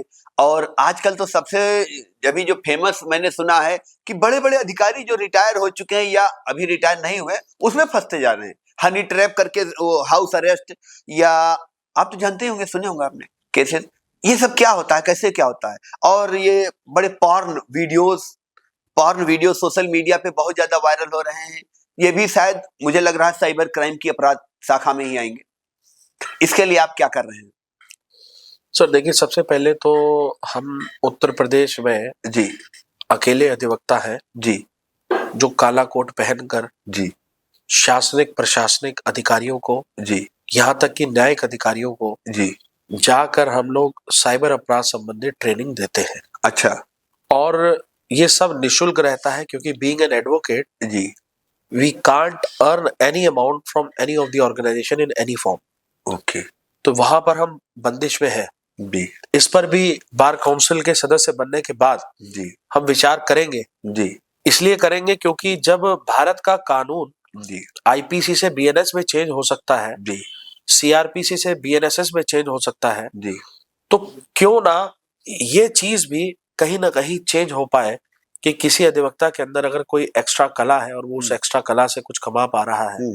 जरूरी नहीं कि हम कोई सब लोग रियल एस्टेट के काम की परमिशन दे दें, ये तो बिल्कुल कतई स्वीकार नहीं होना जी चाहिए। जी लेकिन एक अधिवक्ता को आगे बढ़ने के लिए अगर उसके पास एड ऑन कला है तो वो दबा के बैठ जाए।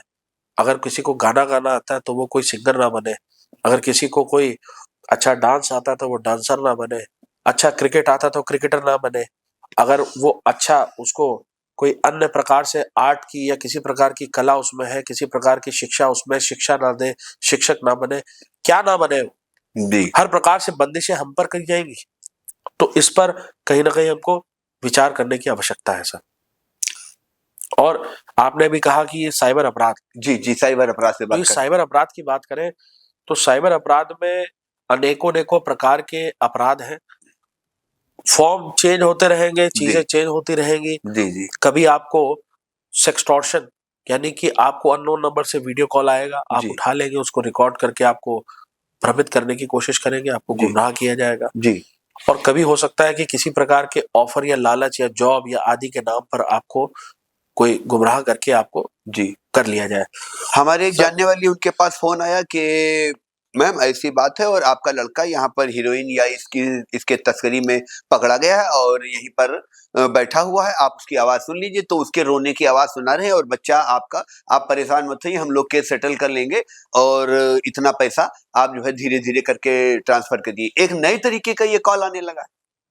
सर तरीके तो चेंज होते रहेंगे। जी जी मान लीजिए आप एक आर्टिस्ट है तो आपको कहीं पर शूटिंग के नाम पर जी मान लीजिए आप एक कोई बड़े व्यवसायी हैं, जी मान जी लीजिए सीमेंट का कारोबार आपका है, सीमेंट की किसी डीलरशिप के आपके हैं, जी तो नई डीलरशिप के नाम से आपको लूट लेंगे।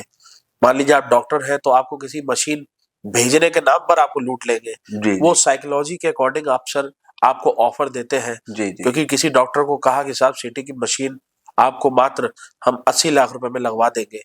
तो अब सिटी की मशीन लगवाने के लिए मशीन ही अगर आप देखें तो हिटैची और सीमेंस की मशीन जी 1.5 करोड़ 2-2 करोड़ की मशीनें हैं वो। जी जी तो जी जो मशीन इतने की आ रही है, अगर वो मशीन आधे रेट में लगा के और वो आपको सब सर्टिफिकेशन के साथ दे देंगे, तो डॉक्टर साहब को लगेगा कि अरे यार हो सकता है कोई बढ़िया स्कीम आई हो, बढ़िया चीज चल रही है। लालच लालच, जी क्योंकि वहां पर लालच भी और ट्रस्ट भी, क्योंकि उसने जो भेजा वो बिल्कुल ओरिजिनल डॉक्यूमेंट भेजा। जी जी डॉक्टर साहब उसमें देखने लगे कि क्या क्या मिलेगा, तो कोई किसी के साथ कुछ भी ऐसे ऑफर बनाकर जी वो आपकी साइकोलॉजी से खेल सकते हैं। इस समय जैसे उत्तर प्रदेश में बार काउंसिल ऑफ उत्तर प्रदेश का चुनाव चल रहा है, जी जी मैं किसी प्रत्याशी का नाम नहीं ले रहा हूँ, जी लेकिन उत्तर प्रदेश और दिल्ली बार एसोसिएशन में भी ऐसे हुए हैं। अच्छा उत्तर प्रदेश में भी ऐसे बार काउंसिल के चुनाव में जी होर्डिंग और बैनर लगाने के नाम पर साइबर अपराधी जो है फोटो भेज देते हैं कि देखो हमने ये लगाया, अच्छा आज मैं इन जनपदों में जाके हाँ लगा रहा हूँ होर्डिंग, हाँ लाओ इतने पैसे भेज दो। अच्छा डिजाइन आपको बना के भेज देगा आपके नाम का, कहेगा लाओ फोटो लाओ, अच्छा फोटो ला के डिजाइन आपको भेज देगा। आपने कहा भाई डिजाइन तो आ ही गया है, हाँ अब हाँ उसे हाँ प्रिंट ही करना होगा। अच्छा अच्छा तो अच्छा वो लालच में पूरी वकील साहब भी लालच, फंस जाते हैं बिल्कुल बिल्कुल, तो अच्छा बिल्कुल बिल्कुल ऐसा हो रहा है। अच्छा और कहने का मतलब ये है कि देखिए हम लोग भावुक हैं, हम लोग विश्वास करते हैं, जी जी तो जी जहां विश्वास है वही विश्वासघात है। सत्य है और इस सत्य है प्रकार का ये साइबर अपराध है। जी जी साइबर अपराध में अगर कहें तो लोग कहते हैं कि इसको बचने के अनेकों अनेकों तरीके हैं, लेकिन बचने का सिर्फ और सिर्फ एक ही अगर सिस्टम कर दिया जाए तो भारत में सब कुछ बच जाएगा। जी क्या पहला तो ये जी कि जितने भी विभाग है, सब विभाग कहते हैं कि साहब ये मेरा काम नहीं है। हाँ बड़ी दिक्कतें यही हैं। सब विभाग कहते हैं मेरा जी काम नहीं है।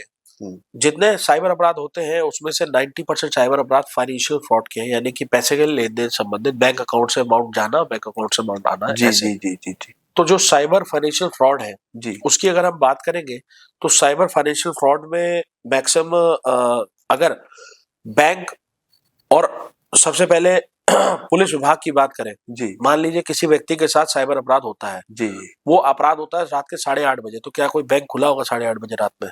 सही बात है नहीं नहीं खुला खुला होगा। जी जी 1930 एक helpline ministry of home affairs द्वारा किया गया, 1930 अच्छा काम 1930 किया गया, जी अच्छा काम किया गया, लेकिन क्या वो नंबर एक बारी में लग रहा है? उसके पास इनफ्लो इतना ज्यादा है कि वो जी उसको हैंडल नहीं कर पा रहे। जी जी तो एक फोन 8 बजे से ट्राई करते करते 8, 8:30 या 8:15 या 8:10 तक लग पा रहा है। जी जी लगता है तो उसके बाद मात्र फोन पर वो कंप्लेन नहीं जाती, उसका ऑनलाइन सिस्टम बना हुआ है कि www.cybercrime.gov.in पर जाइए ओके और पूरा वो फॉर्म भरिए।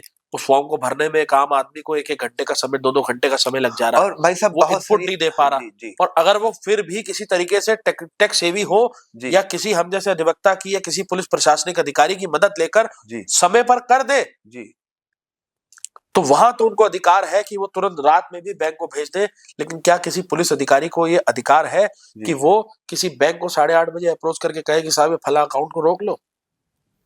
बैंक ही बंद हो जाती है 8:30 बजे रात तक तो बैंक ही तो बंद हो जाती है जब तक वो अकाउंट एक से दूसरे, दूसरे से तीसरे, तीसरे चौथे में गया, जी तब तक वो सारी चीजें खत्म हो गई। खत्म हो जाती है और खत्म होने के बाद फिर हम किसको क्या न्याय दिलाएंगे और क्या करेंगे? पता पैसा चला भी इधर से उधर ट्रांसफर हो चुका होता है बिल्कुल तब तक बिल्कुल बिल्कुल, पैसा इधर से उधर ट्रांसफर हो जाता है और जब पैसा ही नहीं बचा जी तो फिर उसके बाद हम क्या करेंगे? जी पैसा ही नहीं बचा और जैसे भाई इसमें इसमें क्राइम सर हाँ, इसमें एक सॉल्यूशन मेरे पास था, वही मैंने पीएमओ कार्यालय में भी भेजा। जी इस सॉल्यूशन में जो अभी रिसेंट में आने वाले आईटी एक्ट के अमेंडमेंट है, आरबीआई को भी अभी मैं एक लेटर इसमें भेजने वाला हूँ जी जी कि एक रिक्वेस्ट लेटर रहेगा जी कि अगर जितने भी ऑनलाइन ट्रांसफर्स होते हैं, जी चाहे वो गूगल पे से हो, फोन पे से हो या किसी यूपीआई आईडी से हो या अदर देन किसी ऐप से हो या डायरेक्ट बैंक ट्रांसफर से हो या एसेट्रा एसेट्रा किसी भी इंटरनेट माध्यम से किसी भी प्रकार से अमाउंट ट्रांसफर हो गया from a bank to another bank, तो ऐसे कंडीशन में 48 घंटे तक ना तो उसमें से ऑनलाइन शॉपिंग हो और ना ही उसकी कैश की निकासी हो। बिल्कुल 48 घंटे तक, गुड जॉब यानी कि अगर 48 घंटे तक हम उसको रोक ले ले तो हो तो सकता है फ्रॉड हाँ, की संख्या में कमी आ जाएगी सर आप जानिए कि अगर 100 अपराध होते हैं तो उन 100 अपराध में से हम 98 अपराध में पैसा को वापसी ले आएंगे। बिल्कुल सही सत्य है कंफर्म। अगर ये इतना सा काम कर ले जी तो भारत में ये साइबर अपराध नाम की टेंशन ही खत्म हो जाएगी। जी आज भी लोगों ने फिर से उस कैश को जमा करने की कोशिश कर ली, लोगों को डर लगता है कि मेरे अकाउंट से पैसा ना चला जाए। जी। अच्छा, ये साइबर अपराध होते जा रहे हैं, सरकार इनकी जड़ों तक क्यों नहीं पहुंच पा रही है? सरकार के पास तो कहते हैं इतने हाथ हैं, इतने आंख हैं, इतने कान हैं, सरकार क्यों नहीं पहुंच? मैंने सुना है कि झारखंड में, छत्तीसगढ़ में या बंगाल में ऐसे लोगों ने अपने अपने पूरे सेटअप बना रखे हैं, मतलब फ्रॉड करने के। सरकार क्यों नहीं पहुंच पा रही? देखिए, सरकार पहुंच रही है, जी, सरकार पहुंच पहुंच रही रही है। है। जी सरकार कई बड़े साइबर अपराधियों को पकड़ रही है। जी। कई साइबर अपराधियों को हमने भी पकड़वाया। अच्छा, कई साइबर अपराधियों के साथ इनका पूरा बढ़िया टाई अप है, बड़ा सेटअप है इनका मजबूत। सेटअप इसलिए मजबूत है क्योंकि अब इन्होंने जैसे आंखों का अलग फंक्शन, कान का अलग फंक्शन, हाथ का अलग फंक्शन ऐसे जी। इन्होंने कर दिया अच्छा, कि साहब अगर अब मान लीजिए एक कॉर्पोरेट अकाउंट डील करने वाले अलग हैं, जी उन अकाउंट्स को बनाने वाले अलग हैं, जी जी उन अकाउंट से खेलने वाले अलग लोग हैं जी जी। और फ्रॉड करने वाले अलग गैंग हैं। उसके साथ इन लोगों ने जब ये ऐसा सिस्टम बना दिया है, उसके बाद इस अमाउंट को ये भेज देते हैं किसी विदेश में, विदेश से किसी मोबाइल ऐप से, फिर उसके अच्छा। बाद लेकर इधर आते हैं। यानी वो उन्होंने ऐसा सिस्टम और ऐसा टैक्टिक्स बना दिया जी, कि पुलिस को और उलझा सरकार दिया को पकड़ना वो कंपैरेटिवली मुश्किल हो चुका है। लेकिन फिर भी एसटीएफ से लेके देश की सीबीआई भी अब इसमें, क्योंकि सीबीआई को भी सुप्रीम कोर्ट द्वारा गाइडलाइन मिली थी, सुप्रीम कोर्ट भी इसमें एक्टिवली पार्टिसिपेट कर रहा है और बहुत अच्छे से मान के चलिए कि अभी रिसेंट में बहुत अच्छा इनके पास में मतलब रिकवरी रेट अब आ रहा है और ये साइबर अपराधियों की कमर अब टूट रही है, डर उनके दिलों में अब है। चलिए, बड़ी अच्छी बात है। एक लाइन मतलब आपने इतना ज्यादा बता दिया, ये इतना उलझा हुआ। कहते हैं ना सनी देओल जी की, चड्ढा खंभे से कभी उलझी हुई पतंग को किसी बच्चे से उतारते हुए देखा है? कह रहा नहीं देखा ना। कह रहा कुछ पतंगे ऐसी होती हैं जिन्हें बच्चे भी उतार लेते हैं। चलिए, बड़ी अच्छी बात है। और वैसे भी अब अपराधी जब अपराध करेगा तभी तो पुलिस आएगी पीछे। भाई, पुलिस को पहले से कोई सपने थोड़ी ना आते हैं कि वहां अपराध होने वाला है, वो पहले ही पहुंच जाए। भाई, जब अपराध हो जाएगा तभी पुलिस पीछे से पहुंचेगी। इसलिए अपराधी थोड़ा 2 कदम आगे की सोचते हैं और पुलिस उनको फॉलो करती है। मगर ये भी है कि भाई अपराधियों के हाथ वहां तक पहुंचते हैं जहां पर आज तक साइंस भी नहीं पहुंची। क्यों भाई साहब? बिल्कुल सही बात है। इसीलिए अपराधी क्या मतलब, चूंकि आप न्याय व्यवस्था से हैं, तो न्याय व्यवस्था में जब हम बड़ा जैसे विलंब हो जाता है। हम जैसे जब अधिवक्ता वहां पर भी पहुंचेंगे तो जी यकीन करिए साइबर अपराध जैसे बड़ी जो दानव रूपी साइबर अपराध है, जी इसको जी। भी हम लोग समाप्त कर ले जाएंगे। चलिए, मेरी क्यों? शुभकामनाएं हैं, आप क्योंकि समाप्त कर सर लें। धन्यवाद। क्योंकि एक उदाहरण आपको फिर से दे दें यहाँ पे कि सरकार ने कहा साहब हम साइबर कमांडोज बनाएंगे। अच्छा साइबर कमांडो ये मिनिस्ट्री ऑफ होम अफेयर्स ने कहा अच्छा। और मिनिस्ट्री ऑफ होम अफेयर्स ने एक I4C बनाया, integrated cyber crime control centre Delhi okay. में। तो जो साइबर कमांडोज पूरे बनाए गए कि साइबर कमांडोज की ट्रेनिंग होगी, साइबर कमांडोज बनाए जाएंगे, हमें पढ़कर बड़ा खुशी हुई। हमने कहा चलो भाई, ये अच्छी अब कोई चीज है। सोचा कि चलो ठीक है भैया, पुलिस के ऊपर भी बहुत ज्यादा प्रेशर कर रखा है, बहुत प्रेशर। बिल्कुल एक बिल्कुल। साइबर अपराध में काम करने वाला, साइबर सेल में काम करने वाला पुलिसकर्मी वो वीआईपी ड्यूटी में भी जा रहा है, होली, ईद, दीपावली और नववर्ष और किसी प्रकार के फेस्टिवल में भी ड्यूटी कर रहा है और उसको अदर देन विवेचनाओं में भी जाना है। चुनाव में उसको भी साइबर ड्यूटी। अपराध तक क्यों सीमित नहीं रखा? सही कह रहे हैं। क्यों नहीं सीमित रखा? जब उनको इतना प्रेशर करोगे, उनके पास वो शिक्षा नहीं है, उनको इतना प्रेशर करोगे, बिल्कुल तो वो बिल्कुल। क्या काम कर पाएंगे और क्या करेंगे? इतनी एक्सपर्टी नहीं है उनके पास कि वो जी। कंप्यूटर पर बैठ करके वो भाई, उनको ट्रेनिंग की भी बिल्कुल आवश्यकता है ट्रेनिंग सर, चाहिए। और साथ में उनको जो अतिरिक्त प्रेशर किया जाता है, जी जी उनकी भी यथास्थिति को हमें समझना पड़ेगा जी। कि भाई साहब उनको अगर अतिरिक्त कामों में लगाएंगे तो वो कैसे साइबर अपराध की विवेचनाओं में काम करेंगे, उनकी भी दिक्कतों को हमें समझना चाहिए। जी जी। और ये कौन समझेगा जो उसमें यथाशीघ्र अंदर तक उसमें काम किया होगा, काम किया जिसे होगा। पता है कि ये सिस्टम क्या होगा। अब जैसे मैं आपको बता रहा था साइबर कमांडो, तो जी साइबर कमांडो बनाया, हमें लगा शायद हो सकता है कोई नई भर्ती होगी, उसमें कोई कमांडोज बनाए जाएंगे। पता चला साहब उन्हीं से कहा कि आप ही की पुलिस में जो अच्छे-अच्छे लोग हैं उन्हें बुला लो, उन्हीं के जो है अलग-अलग स्टेट के, उन्हीं में सिलेक्ट कर लेंगे, उनको ट्रेनिंग दे देंगे, वही साइबर कमांडो कहलाएंगे, जाओ।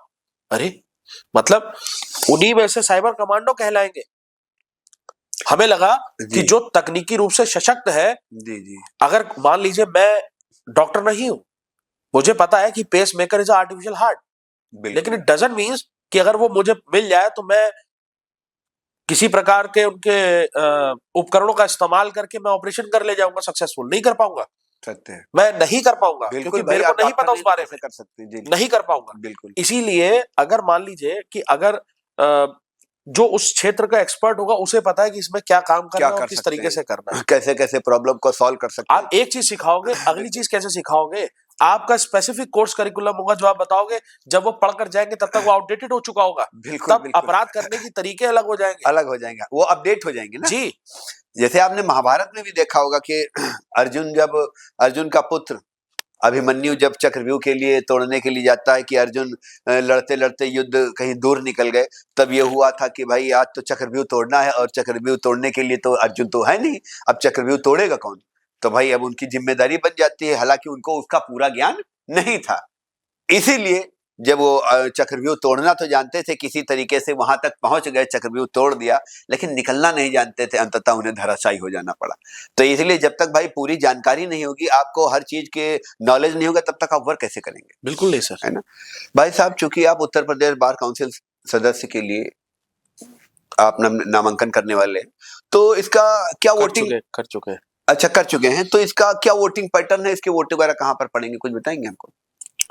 Sir basically bar council of Uttar Pradesh में जी जो ये चुनाव होने वाला है, 4 चरणों में चुनाव, 4 चरणों में। 4 चरणों में, जी जी जिसमें 16 जनवरी से 31 जनवरी तक इसकी वोटिंग होनी है जी। और हर जनपद में 2 दिन वोटिंग होगी। अच्छा वोटिंग करने के लिए जी आपको अपना जो सीओपी कार्ड आपका है उसको लेके जाना होगा जी और जो आपका वोटिंग स्थल है वहां पर जाकर जी। आप अपना वोट दे सकते हैं। ओके। आपके पास एक बुकलेट मिलेगी आपको, जी उस बुकलेट में हर प्रत्याशी का नाम ओके और उसका जनपद आदि लिखा हुआ होगा। ओके उसके आगे आपको, जैसे टोटल 333 प्रत्याशी हैं, तो जब पन्ने पलटेंगे तो पूरे 333 की लिस्ट आपको दिखाई दे जाएगी। ओके। उसमें से जिस प्रत्याशी को आपको लगता है कि, मान लीजिए आपने कहा मोहित बजाज एडवोकेट को प्रथम देना है, तो मोहित बजाज एडवोकेट के आगे 1 लिखेंगे और उसको ब्रैकेट में बंद कर देंगे, यानी वरीयता क्रम 1 हो गया। उसके बाद बन जी। जाएगा, ठीक। और इसी प्रकार से आप जिसको दूसरा वोट देना है तो आप जाएं, उनके नाम के आगे 2 क्रम लिख दें, फिर 3 क्रम लिख दें। एक अधिवक्ता टोटल 25 वोट दे सकता है। अच्छा, एक जी। अधिवक्ता 25 वोट दे 25 सकता है, वोट दे ध्यान सकता रखिएगा है। आप। क्रम 25 क्रम में 1 से लेकर के 25 तक। 1 से लेके 25 तक वोट दे सकता है, क्योंकि होता क्या है, अमूमन हम लोग 1-2 ही वोट देके छोड़ जी, देते हैं, है ना? और होता क्या है, कई बार हम लोग टिक मार्क कर देते हैं, हाँ हाँ क्योंकि जो हमारी बार एसोसिएशंस के चुनाव होते हैं, जी जी। वो भी एडवोकेट्स के चुनाव है, तो हम लोगों की आदत पड़ी होती है कि जो नाम देखा उसके नाम के आगे टिक कर एक दिया। टिक कर दिया या डॉट बना दिया या कुछ हाँ भी कर दिया। हाँ।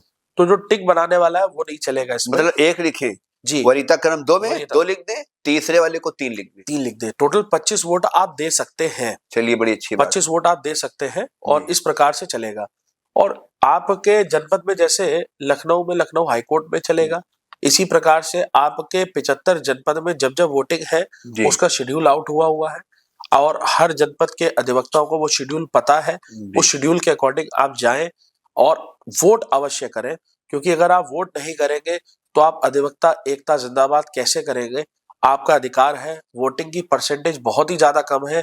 जिस दिन अधिवक्ताओं में जागरूकता आ गई कि हम वोट करना प्रारंभ कर दें, उस दिन से बार काउंसिल ऑफ उत्तर प्रदेश की जो ये दशा है वो चेंज हो जाएगी। मैं विनम्रता पूर्वक प्रत्येक अधिवक्ताओं से और प्रत्येक वोटर से अपील करता हूं कि आप जिसको भी वोट दें, वोट अवश्य दें। सिर्फ और सिर्फ इसको छुट्टी मानकर अपने घरों में ना बैठ जाएं या किसी अन्य कार्य में व्यस्त ना हो जाएं। ये आपकी जिम्मेदारी है कि आप वोट डालने अवश्य जाएं। इस बार वोटिंग परसेंटेज बहुत ज्यादा बड़ा होना चाहिए। अगर आपको लगता है कि आपको चैम्बर चाहिए, आपको लगता है कि अधिवक्ताओं के इस अन्याय की, इस लड़ाई, इस जंग में आपको भी अपने योगदान देना है, तो वोट जरूर देने जाइए। हमें अच्छा लगता है तो प्रथम वरीयता हमें दीजिए, अन्यथा जिसको अच्छा लगता है आप उसको वोट दीजिए। अगर आप हमको कहीं भी एडजस्ट कर सकते हो वहां एडजस्ट कीजिए, लेकिन वोट अवश्य दीजिए। बिल्कुल, वोट अवश्य की, आपका अधिकार और कर्तव्य है, दोनों है। प्यारी सी बातचीत रही आज। भाई साहब, जैसा कि नाम है मोहित बजाज, और बड़े प्यार से और बड़े विश्वास के साथ इन्होंने नाम लिया है हमारा बजाज का। तो मैं चाहता हूं हमारे अधिवक्ता समाज जो उत्तर प्रदेश के हैं, हमारा अधिवक्ता समाज, वो कल उसकी जुबान पर एक ही नाम हो, हमारा बजाज, सर मोहित बजाज। तो इस प्रकार एक विश्वास का नाम है। तो भाई साहब आप थोड़ा ऊपर ध्यान दें। तो मैं चाह रहा हूं कि आपने जो एजेंडा लिखा है आप अपने कैमरे पे थोड़ा दिखा दें, इसको ओपन करके, ताकि हाँ।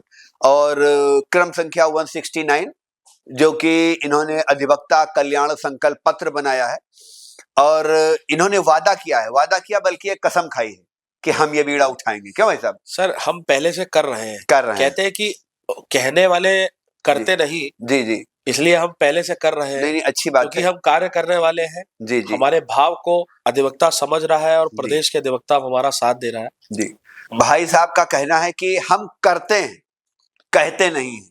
ये लाइन भाई साहब की बड़ी अच्छी लगी। कहते हैं कि जब दो दिल मिलते हैं कुछ वादा करते हैं, ये वादा कम करते हैं, काम ज्यादा करते हैं, है ना भाई साहब?